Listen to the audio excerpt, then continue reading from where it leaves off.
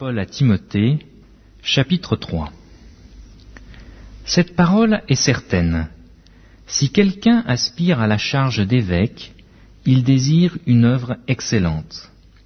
Il faut donc que l'évêque soit irréprochable, mari d'une seule femme, sobre, modéré, réglé dans sa conduite, hospitalier, propre à l'enseignement.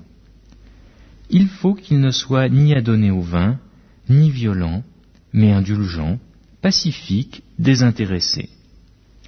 Il faut qu'il dirige bien sa propre maison, et qu'il tienne ses enfants dans la soumission et dans une parfaite honnêteté. Car si quelqu'un ne sait pas diriger sa propre maison, comment prendra-t-il soin de l'Église de Dieu ?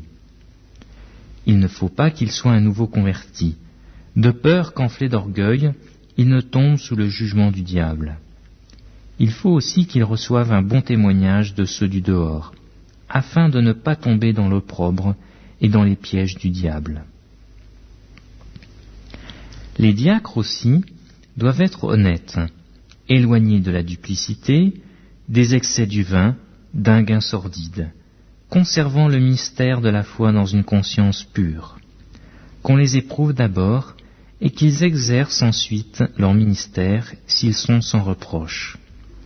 Les femmes, de même, doivent être honnêtes, non médisantes, sobres, fidèles en toutes choses.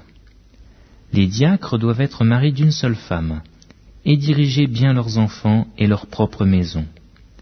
Car ceux qui remplissent convenablement leur ministère s'acquièrent un rang honorable et une grande assurance dans la foi en Jésus-Christ.